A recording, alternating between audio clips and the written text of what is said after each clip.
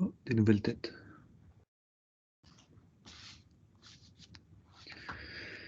Santé. 5e café de la journée.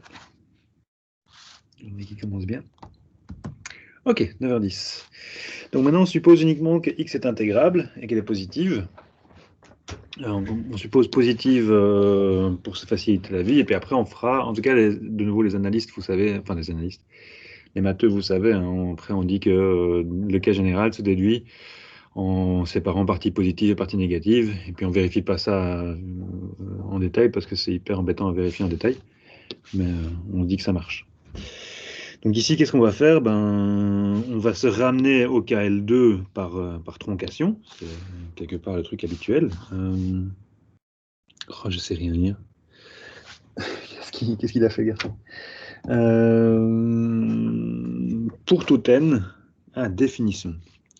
Donc, supposons maintenant que x est intégrable, positive, et définissons pour n dans n n quelconque, la variable aléatoire xn qui est, alors je ne sais pas si vous connaissez cette notation, mais moi je l'aime bien, donc je l'utilise de façon assez automatique. Ça c'est le minimum. Hein.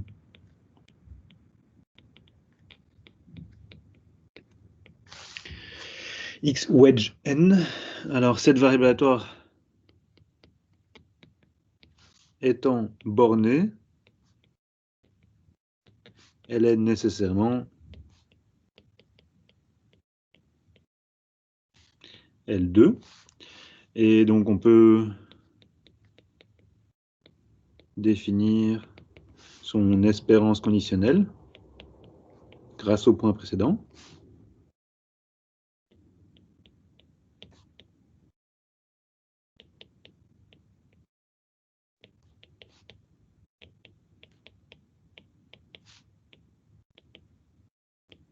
Qui est à la fois unique, enfin P est presque sûrement unique, et vérifie les points 1 et 2.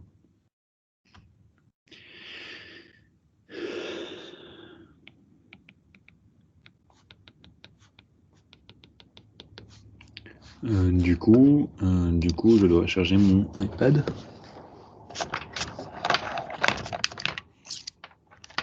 Excusez-moi.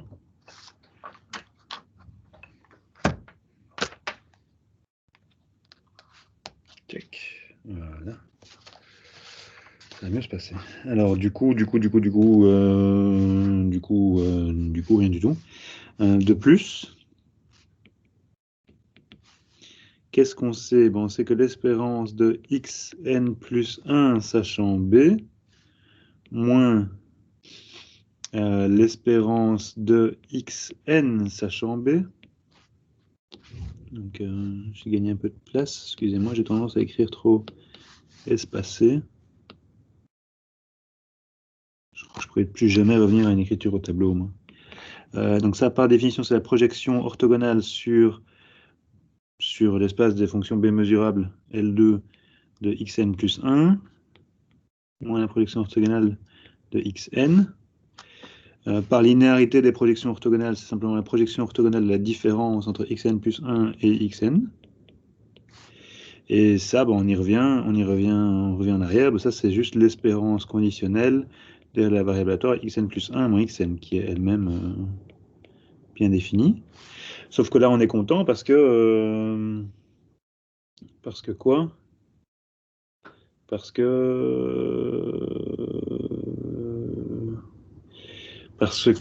xn plus 1 est nécessairement plus grand ou égal à xn, vu qu'on tronque par un truc plus grand. Donc quand x est... Voilà, j'espère que c'est évident. Je ne vais pas passer des minutes à expliquer ceci. Donc ceci est positif, presque sûrement. Et donc ceci est positif, presque sûrement, par ce qui précède.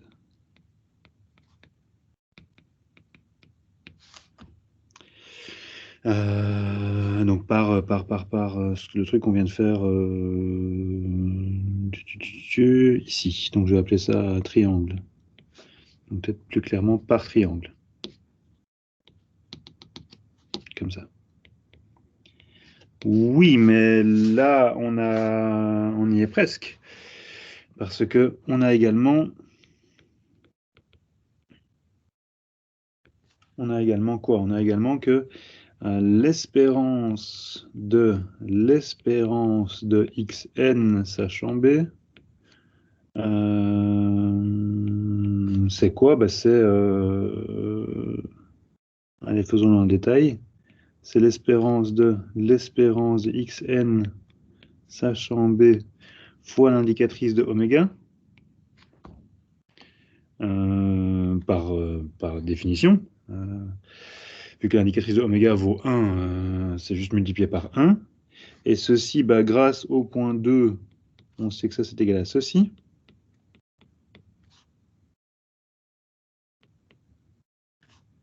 Et bah, ceci, en revenant en arrière, c'est simplement ceci. OK. Oui, mais l'espérance de xn est une variable aléatoire positive, et xn est toujours plus petit ou égal à x, donc c'est plus petit que l'espérance de x. Et donc quoi? Bah, donc nécessairement, ceci est fini. C'est-à-dire quoi? Bah, qu'est-ce qu'on vient de montrer? On vient de montrer que la suite, est-ce que je lui donne un nom? Oui, allez, appelons-la Tn, qui est donc la suite des espérances conditionnelles de mes xn sachant b, des trucs tronqués. Bah, Tn est une suite. On vient de montrer que c'était intégrable, ici. Intégrable. Et on a montré juste au-dessus qu'elle était monotone. Alors, si vous êtes bien formé, vous avez directement un théorème qui vous vient en tête, le théorème de la convergence monotone.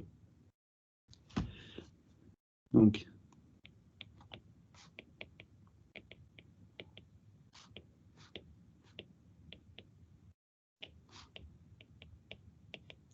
alors j'ai oublié, je voulais le faire et puis j'ai oublié. Donc les matheux, vous le connaissez, celui-là, comme si vous étiez né dedans. Les actuaires, probablement que vous l'avez peut-être déjà vu passer, mais sans en prendre sans prendre la mesure totale de l'importance de ce théorème. Si j'oublie pas, je mettrai aujourd'hui déjà l'énoncé de ce théorème dans les notes du cours. Sinon, Wikipédia est très très bien. Allez voir théorème de la convergence monotone sur Wikipédia, et c'est assez détaillé. Et on le reverra, je le réénoncerai, parce qu'on l'utilisera beaucoup au chapitre prochain. Donc, faire votre cours d'analyse pour les matheux, faire théorie de la mesure, je suppose que vous l'avez revu dans ce cours-là. Chapitre prochain aussi, je vais le rappeler. En fait, je crois que j'ai pas la dernière version du syllabus de théorie de la mesure, mais vous, les matheux, vous l'avez, je suppose. Est-ce que l'un d'entre vous pourrait avoir la gentillesse de mettre son syllabus de théorie de la mesure dans les documents du cours? Comme ça, les actuels, vous pouvez directement aller voir dans le syllabus de théorie de la mesure. Ça vous servira. Ça vous dérange pas, n'importe quel, pas tous, hein, ça sert à rien de l'avoir 15 fois, mais si un matheux peut mettre, ça m'arrangerait bien.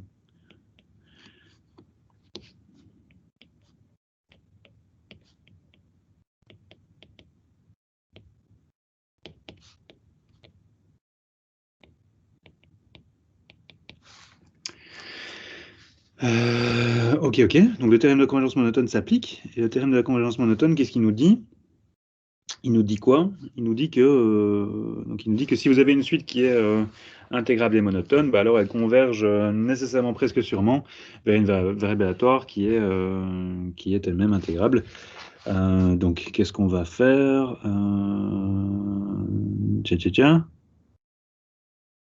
Donc il existe. Non, pas il existe, c'est mal écrit ça. Donc la suite Tn converge sur oméga. Ah, merci Jean-David. Donc la suite Tn converge sur oméga BP, parce que tous ces gens-là tous ces gens-là sont des variables aléatoires B mesurables, donc on travaille sur la sigma algèbre B, pas besoin du A, tout le monde est B mesurable ici, donc Tn converge presque sûrement, P presque sûrement, excusez-moi, P presque sûrement, vers une variable aléatoire notée, allez, je vais appeler ça T, variable aléatoire T, qui est quoi? Bah, qui est B mesurable, vu que tout le monde est B mesurable dans la suite, et intégrable. Bah, s'il n'y a pas d'autre choix, on va dire que T c'est de cette limite-là, plutôt dans l'autre sens peut-être. On va assigner la notation espérance de X sachant B à cette variable aléatoire T. Donc maintenant, on a un candidat espérance conditionnelle. Ce candidat, bah, c'est la limite de Segassi. Et reste à vérifier que ce candidat-là fait le job qu'il faut. Et pour vérifier qu'il fait le job, bah, il faut vérifier qu'il est bien mesurable. Ça, c'est fait. Et puis, il faut vérifier qu'il fait bien les trucs avec les espérances un peu bizarres. Puis une fois qu'on aura ça, on aura l'unicité et on aura gagné. Donc il ne reste qu'à vérifier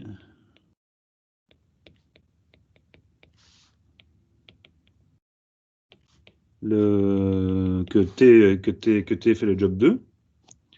Il ne reste qu'à vérifier que notre T, là, notre espérance de X sachant B, notre candidat à espérance de X sachant B, vérifie bien l'égalité 2.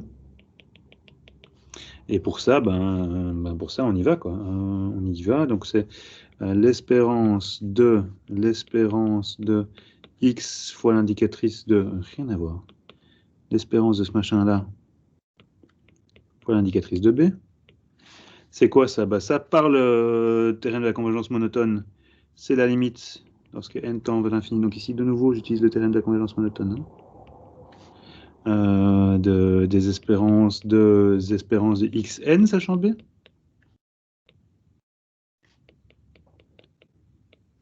Donc je vais peut-être quand même dire que B est dans B ici.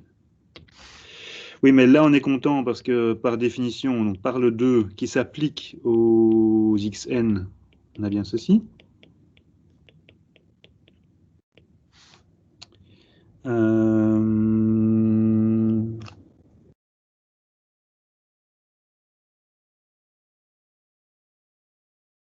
Oui, et nos xn sont nécessairement convergents, et donc ceci nous donne ceci.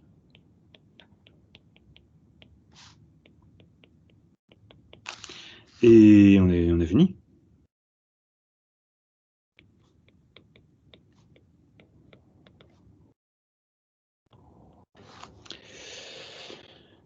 Ok, et alors ça c'est le cas où x est... Donc, et donc on a fini que effectivement ceci est égal à ça pour tout b qui est dans b. Et donc on est content. On est content maintenant lorsque x est positif. Et donc on va faire le dernier cas. Finalement, dans le cas général, on écrit x. On écrit, on fait ce que on analyse, on fait tout le temps. Donc on écrit x qui est égal à x plus moins x moins. Donc x plus c'est la partie positive de x, x moins c'est la partie négative de x. Et on pose, donc x plus c'est le max de x est 0. Et x moins c'est la partie positive, donc c'est le max de moins x est 0. Et après, on pose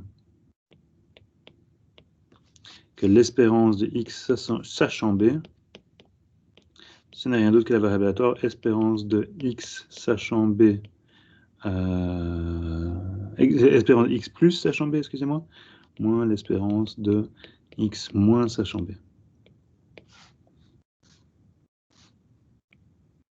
Et ceci termine la construction.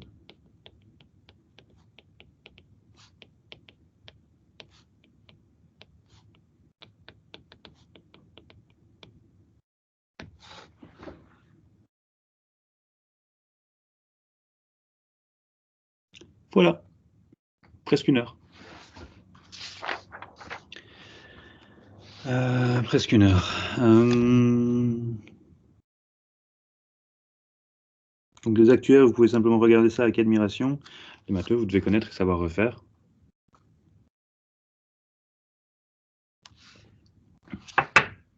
Mais en fait, elle n'est pas si compliquée, hein. C'est plutôt une démonstration d'analyste, quoi. La seule idée, c'est de partir de cette projection dans L2, et puis après on étend. Donc c'est une démonstration plutôt classique. Alors, petite remarque. Donc remarque, je sais pas quel numéro, je suis perdu dans mes numérotations, je suis désolé. J'ai remarque 3 dans mes notes, mais je suis sûr que c'est pas juste du tout. Prochain chapitre, je prends pas cette numérotation-là. Prochain chapitre, je fais une numérotation dans l'ordre 1, 2, 3, 4, 5 jusqu'à 200. Parce que là, c'est n'importe quoi. Donc remarque, allez, peut-être remarque 33. Comme ça, je suis sûr. On peut également déduire l'existence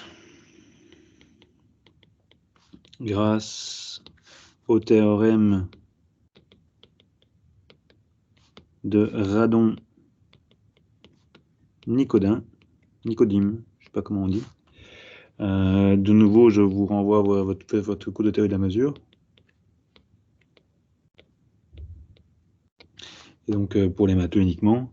Ici, en effet, on sait que la mesure qu'on va définir ici, mu de B, qui est ce machin-là,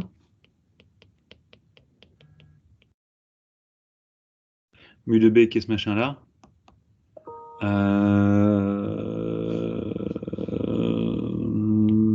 est une mesure sur B. En tout cas, si x est positif, c'est une mesure positive sur B, et qui est donc absolument continue par rapport à la mesure P restreinte à B. Et donc, directement par le théorème, si vous avez une mesure qui est absolument continue par rapport à une autre, il existe une densité de l'un par rapport à l'autre. Donc, il existe une variateur Z qui sera dans L1 tel que mu de B, ce sera l'espérance de Z1B là j'écris simplement la conclusion du théorème de Radon-Nikodym et on vérifie que ce Z est une version de l'espérance conditionnelle. C'est pas une démonstration très satisfaisante parce qu'elle cache tout sous le tapis de Radon-Nikodym. Donc voilà. Ok. Le plus dur est passé. Maintenant, on a une définition générale et donc on a ces constructions. Voilà, on est monté. Maintenant, on est au sommet. Maintenant, on va redescendre et on déroule quoi. Donc, on a fait le Mont Ventoux et maintenant on fait la descente. Je ne sais pas s'il y en a parmi vous qui ont fait le Mont Ventoux. Moi, sur un malentendu, je l'ai fait. C'est pas simple, hein. Punaise. Je sais pas si vous voyez ce que c'est, sinon vous googlez le Mont Ventoux, je sais plus, j'ai déjà oublié. C'est genre 20 km de montée, et les 3 derniers, c'est du 10%. Et donc, petite vacances avec mon beau-frère, et puis il me dit, oh, tiens, si vous avez le Mont Ventoux. Moi, je dis, ouais, bien sûr, pas de souci. Je suis un homme. Punaise. Il m'a attendu en haut pendant 1h30. Alexandre, j'ai fait la facile. Il y en a plusieurs, je sais bien, j'ai fait la facile. Moi, je suis pas bon, quoi. Je suis pas bon. J'ai fait ouais, je sais plus. C'était la facile, je me souviens. Sur 26 km, c'est possible? 26 km de montée à partir d'un endroit.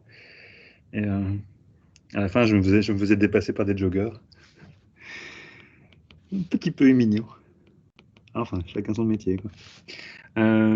Propriété de l'espérance. Maintenant, on y va. Allez, je me tais. Qu'est-ce que je raconte? Propriété de l'espérance conditionnelle. Ok, on est au sommet. On redescend et on s'amuse un peu. Alors, on pourrait. Ce qui est génial, enfin, moi je trouve ça génial, je vous avoue, je trouve ça génial. On a une démonstration maintenant, pardon, on a une définition qui est complètement incompréhensible. Allez, soyons honnêtes, elle est incompréhensible, cette définition. On voit pas le rapport, enfin, on la comprend, en tout cas abstraitement, enfin, j'espère, même les actuaires, s'il y en a, abstraitement, on voit que ça marche, enfin, on voit le rapport vaguement, avec ce qu'on a fait, parce que on a fait des choses hier, enfin, dans les derniers cours, et on a vu que ce truc-là a été vérifié. Maintenant, il y a des petits génies qui ont dit, mais en fait, c'est ça la définition. Et grâce à cette définition, on va pouvoir tout revérifier. Et ce qui va être génial, c'est que tout va être facile. Dès qu'on a la bonne... Quelque part, c'est ça, c'est les miracles des maths. C'est que dès que c'est la bonne définition, bah, tout déroule, quoi. Tout déroule. On est en descente, on lève les pieds, on s'amuse. Donc on y va. Soit oméga A, P, un espace probabilisé. Je vais prendre X, Y. Est-ce que j'ai besoin d'un Z dans l'histoire? Il n'y a pas de Z. Donc soit X, Y des variables aléatoires intégrables.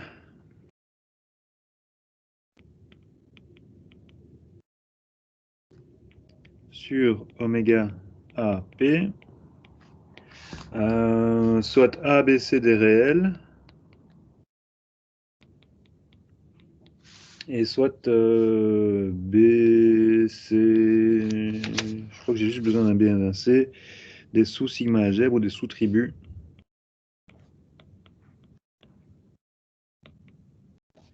de A. Donc ça, c'est un A, ce truc-là. J'espère que j'ai pas oublié de notation. Non, je crois qu'on a tout le monde. Alors, alors on y va. Lemme 1. L'ordre est... Je crois que j'ai fait l'ordre. Je crois que je l'ai bien fait, j'espère. Lemme 1, on a la ligne. Donc maintenant, on va juste vérifier que l'espérance conditionnelle fait tout ce qu'on veut qu'elle fasse. Et pour le faire, on va utiliser la définition. Donc, lemme 1, l'espérance de AX plus B, Y sachant B, c'est A fois l'espérance de X sachant B, plus B fois l'espérance de Y sachant B. Ah, j'ai juste oublié un truc, excusez-moi, j'ai oublié un détail. Voilà, j'ai pas besoin de beaucoup de place. Avant de passer à la suite, notation. Bah, si Y est une autre variable aléatoire, bah, l'espérance de X sachant Y, de façon générale, c'est simplement l'espérance de X sachant la sigma algèbre engendrée par Y. Et donc on a tout. Ok? Donc linéarité, on a ceci. Alors la preuve, ben, on pourrait le faire à la main, on pourrait le faire constructivement et dire qu'on a effectivement linéarité en se ramenant aux propriétés de la projection orthogonale qui est elle-même linéaire et donc pouf pouf, on a tout qui suit. Mais moi je préfère de loin faire la preuve de cette façon-ci. Donc je suis désolé, vous n'avez peut-être pas aimé, mais en fait c'est très, très chouette. Donc appelons X le membre de droite. Qu'est-ce qu'on va faire ici? Qu'est-ce qu'on va faire dans toute cette section 2.4? On va exploiter la définition. La définition, elle nous dit que si on trouve un gars qui est B mesurable et qui fait ce job-là, bah, il est unique. Bah, donc qu'est-ce qu'on va faire? Bah, on va voir si le membre de droite ici, celui-ci, s'il fait le job qui est demandé ici. Et s'il fait le job, bah, on est bon. Donc, on va vérifier quoi? Bah, on va vérifier 1, que x tilde est b mesurable. Et on va vérifier que 2, l'espérance de x tilde fois l'indicatrice de b est égale à quoi? Bah ici le truc, c'est que c'est ça qu'on est en train de conditionner. Donc on va vérifier que l'espérance de x tilde fois l'indicatrice de b, c'est bien égal à l'espérance de ax plus by fois l'indicatrice de b. Et si on arrive à vérifier ça, ces deux trucs-là qui sont totalement abstraits, on aura vérifié que x tilde est bien une variable aléatoire, b mesurable qui fait le job demandé à l'espérance conditionnelle, et donc x tilde est bien une version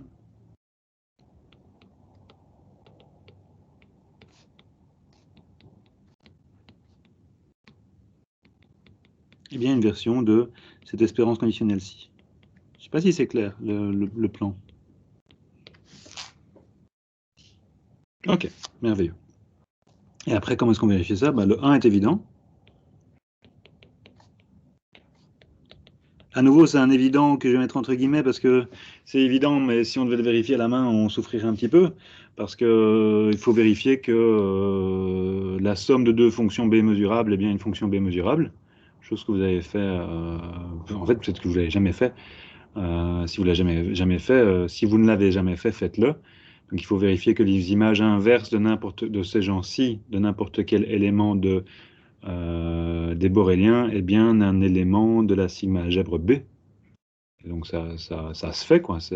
Vous avez dû faire ça en théorie de la mesure, je crois, que la somme de deux fonctions mesurables est encore une fonction mesurable. Donc,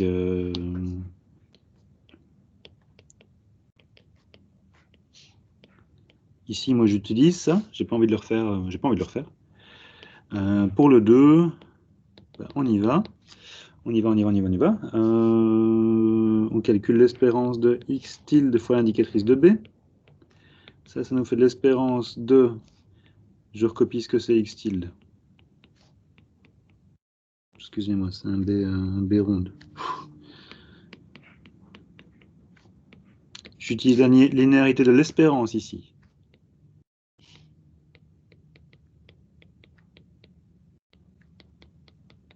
Donc là, j'utilise le fait que l'espérance est linéaire.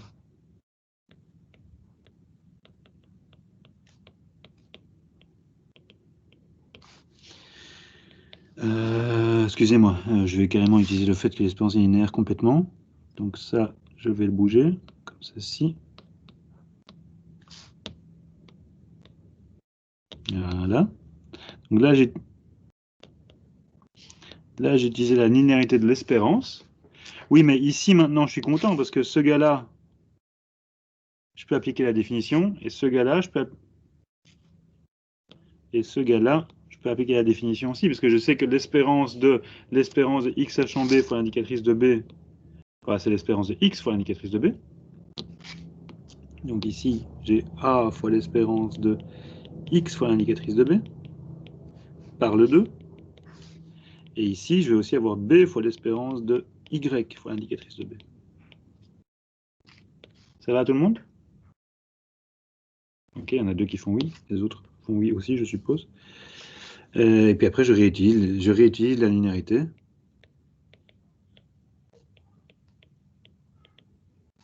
C'est donc espérance de ax plus by fois l'indicatrice de b. Youpi! De manière totalement abstraite, ce gars-ci fait le job qui est censé être fait par...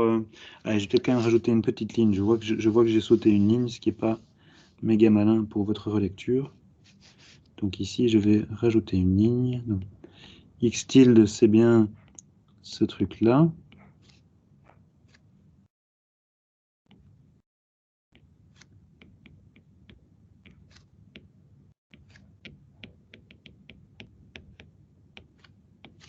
Voilà. Donc j'ai rajouté une ligne que la plupart d'entre vous avaient déjà complétée dans leur tête. Voilà, donc on vérifie de manière... On ne parle pas quelque part d'espérance conditionnelle ici, on vérifie quelque chose. Et on voit que ça marche, et donc on déduit que, bah voilà, Pour autant que cette définition ait un rapport quelconque avec l'espérance conditionnelle, en tout cas, elle est linéaire. Donc on a la linéarité quasiment graphiquement. Ok, on n'a pas que ça.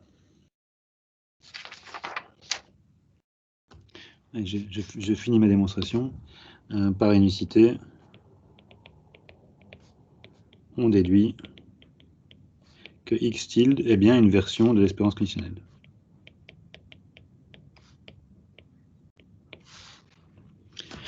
On n'a pas que ça, on a aussi, peut-être que j'aurais dû même faire celui-ci avant, lemme2,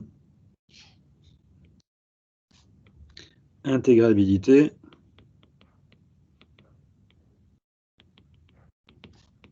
et loi des espérances totales. Si x est intégrable, l'espérance de x sachant b est aussi intégrable. Et l'espérance de x sachant b, c'est l'espérance de x. Donc, en particulier, si ce truc-là est discret, on a une somme des espérances sachant les atomes, fois les probabilités des atomes. Et si ce truc-ci est continu, on a une intégrale des espérances fois les densités. Enfin, c'est ce qu'on vérifiera dans la section suivante. Mais donc, on a toutes les lois des probas totales que vous pouvez possibles et imaginables, mais quelque part en cadeau. Et on va voir que c'est immédiat. Alors, pour prouver ceci, on va faire la même recette qu'au lemme précédent. Notons x tilde ce gars-là. Et vérifions. Ah non, on ne va pas faire exactement la même recette, c'est un peu différent ici. On veut vérifier l'intégrabilité, donc je vais un peu chipoter. Donc ça, c'est quoi? Ça c'est quoi? Ça, c'est l'espérance de x tilde lorsque x tilde est positif. Moins x tilde lorsque x tilde est négatif. Donc j'ai juste réécrit la fonction valeur absolue en décomposant en termes de... quand c'est positif, c'est juste la valeur. Quand c'est négatif, c'est moins la valeur. Donc ici, je n'ai strictement rien fait. J'ai juste réécrit la fonction valeur absolue en termes d'indicatrice.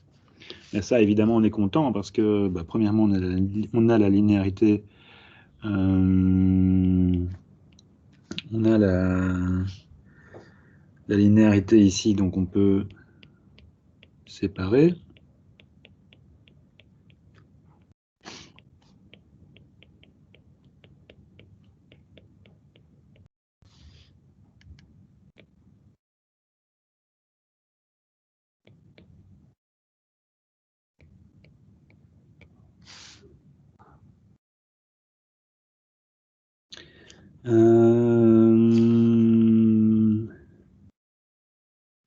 Alors ce truc-là,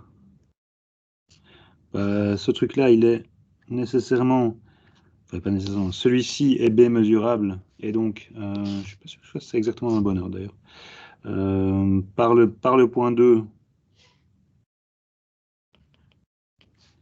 celui-ci, il vaut l'espérance de x fois l'indicatrice de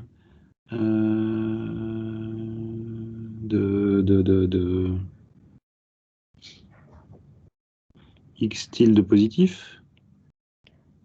Et celui-ci, aussi par le point 2, il vaut l'espérance de x fois l'indicatrice de x tilde négatif. Donc à nouveau, je vérifie les choses de façon totalement abstraite. On ne cherche pas à avoir un rapport avec les espérances conditionnelles. Ici, qu'est-ce qu'on a? On a simplement l'espérance de x fois l'indicatrice d'un ensemble moins l'espérance de x fois l'indicatrice d'un autre ensemble. Nécessairement ceci, on a ceci. Et c'est plus petit que ceci.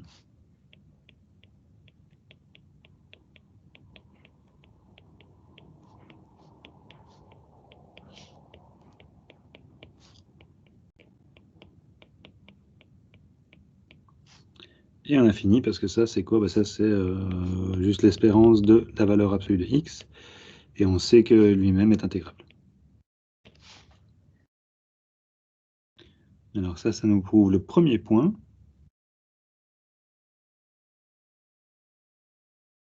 Je suis pas hyper content de cette preuve. Ça nous prouve, en tout cas, ouais, à relire, mais je crois que ça nous prouve le premier point. Pour le deuxième point, pour star, on l'a déjà fait en fait le deuxième point. Prenons B qui est oméga et on déduit que l'espérance donc par définition l'espérance de x sachant b fois n'importe quelle indicatrice de n'importe quel élément de b, c'est l'espérance de x fois l'indicatrice de cet élément de b. B ronde étant une sigma algèbre, oméga appartient à B ronde, et donc on peut remplacer ici B par oméga. Et ça, ça par définition, c'est ceci.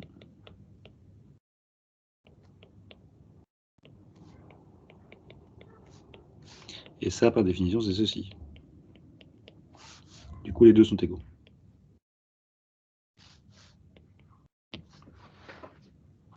Ça va? Je crois que ça va peut-être un peu fort vite, et c'est fort abstrait.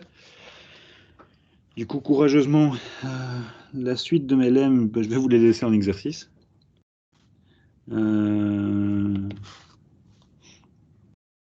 Alors, lemme 3, j'ai pas de nom pour ça, je crois. Lemme 3, si B, c'est la sigma algèbre triviale, qui vaut soit le vide, soit oméga, l'espérance de x sachant B, là, vous donnez aucune information. Et donc, en termes de projection, c'est la meilleure approximation, sachant rien du tout. Et donc, vous allez montrer que l'espérance de x sachant la sigma algèbre triviale, c'est juste l'espérance de x presque sûrement. Deuxièmement, vous allez montrer que si B est indépendant de la sigma algèbre de x, je ne sais pas si vous vous souvenez de la définition d'indépendance de deux sigma algèbres. Ici, c'est dire que P de B inter C est égal à P de B fois P de C pour tout B dans B, pour tout C dans sigma de x. Donc si B est indépendant de sigma de x, vous allez vérifier vous-même à la main que l'espérance de x sachant B, c'est bien l'espérance de x.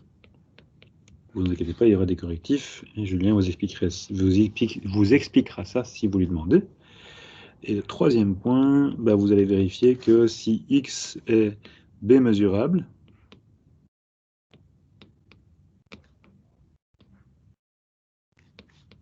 alors l'espérance de x sachant B, c'est bien x. À nouveau, P presque sûrement. J'ai juste noté presque sûrement, j'en ai marre de noter le P presque sûrement. Donc la preuve, exercice. Lemme 4. Donc on a construit un truc.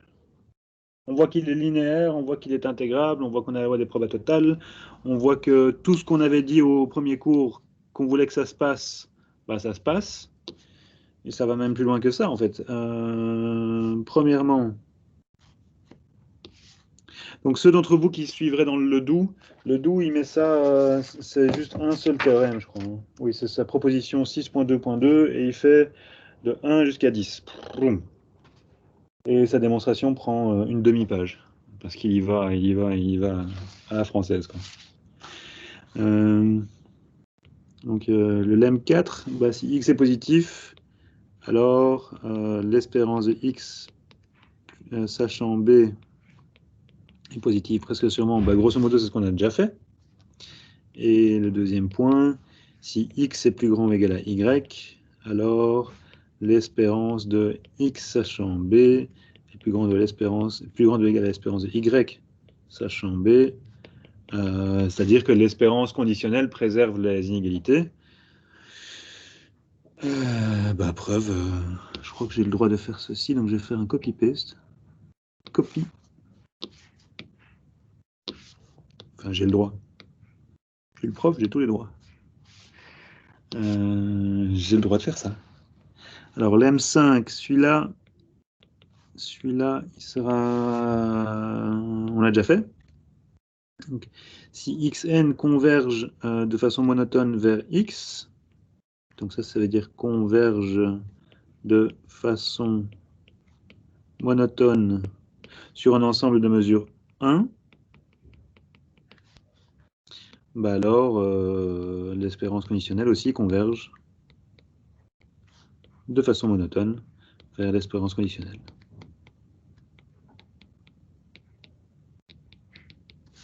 La preuve, on l'a déjà faite.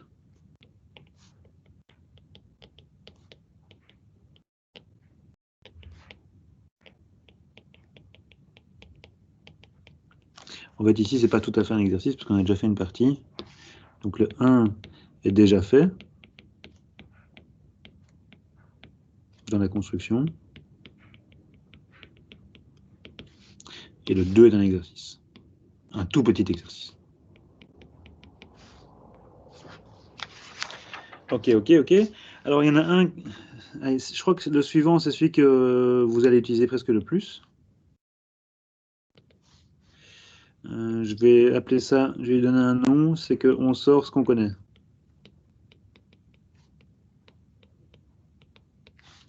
Alors, il dit quoi? Il dit que si Y est B mesurable, et si X fois Y est intégrable,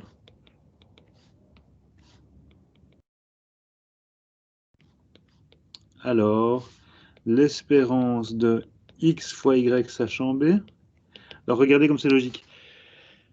Y est B mesurable, donc quand on connaît les événements de B, on connaît Y. Donc sur les atomes de B, Y il est constant. S'il est constant, il peut sortir d'intégrale. C'est exactement ce que raconte ce théorème. Il dit ceci. Et on sort ce qu'on connaît. Dans la mesure engendrée par B, Y n'est rien d'autre qu'une constante, donc il peut sortir.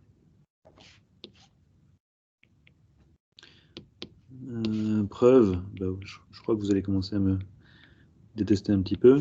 Exercice. Pas si simple l'exercice ici, pas si simple. Alors le deuxième lemme, donc celui-ci il est fantastiquement utile, bien entendu. Vous en servirez beaucoup pendant tout le cours ici et aussi dans la suite, en principe dans la suite de votre carrière. C'est absolument indispensable. Et le lemme 7, il est merveilleux. Vous avez peut-être déjà entendu parler, c'est la Tower Property. La Tower Property, elle dit quoi? Elle dit quelque chose que vous savez déjà. Si vous avez un espace, et puis à l'intérieur de cet espace, vous avez un autre espace et que vous cherchez à projeter, directement projeter dans l'intérieur, ou alors d'abord projeter dans le plus gros espace, puis reprojeter dans le petit espace, c'est pareil. Bon, mes gestes ne servent à rien, mais vous voyez l'idée, quoi. Donc si vous avez un espace ici, puis dedans, vous avez un plus petit espace et vous projetez, projetez d'abord là, puis là, ou directement projeter ici, c'est pareil. Mon dessin est trop moche, donc je vais l'effacer.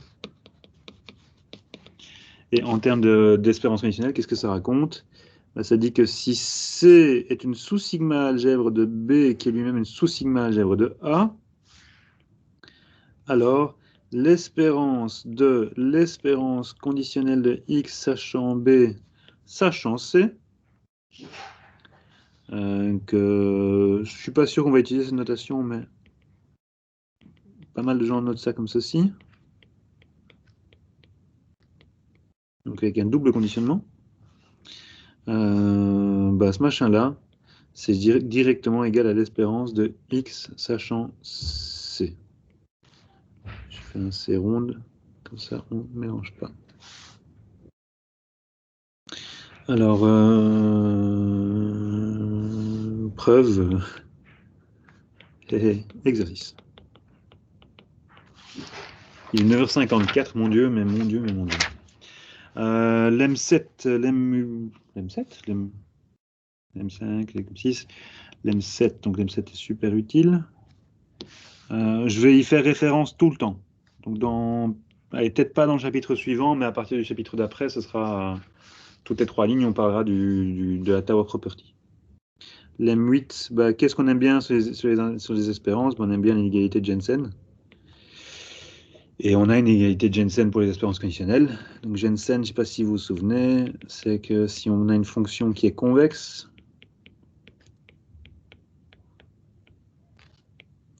et si phi de x est une variable aléatoire intégrable,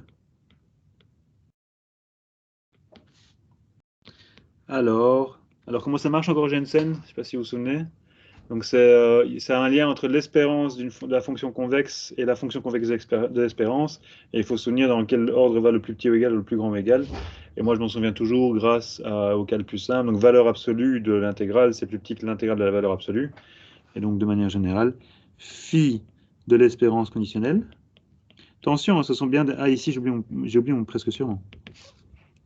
Donc, on parle de variable aléatoire maintenant. Voilà ceci.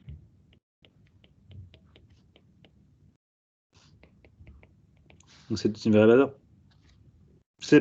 Ceci est une variable aléatoire et ceci est une variable aléatoire.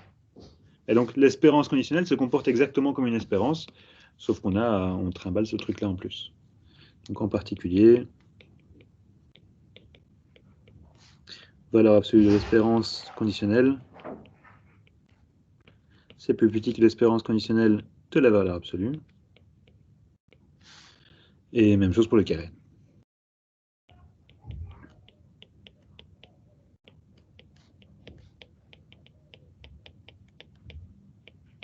Bon, je suis désolé, je crois que je traîne. Vous trouvez que je traîne? Un peu, hein. Non, Léana, tu dis non, t'es gentil. Je crois que je traîne parce que voilà, je vais arrêter là, il est 56, je vais pas vous... Je vais arrêter là, donc ici, preuve exercice. Il y aura ça aux exercices, quoi. Il y aura tout ce travail-là à faire aux exercices. L'M8, l'M8 pour la prochaine fois, quoi. Donc l'M8, c'est le fait que c'est une projection. Et donc au prochain cours, on terminera ça. Quoi qu'il arrive, je termine ce chapitre espérance conditionnelle mercredi. Et donc au prochain cours, ce qu'on va faire, c'est qu'on va énoncer ou prouver le fait que c'est une projection. Et puis on va faire le rapport avec l'espérance conditionnelle. Donc on va montrer comment les calculer. Donc on va montrer comment, à partir de cette définition bizarre, on calcule l'espérance conditionnelle de façon pratico-pratique. Donc ça, c'est pour mercredi matin, 8 h, je crois. Voilà.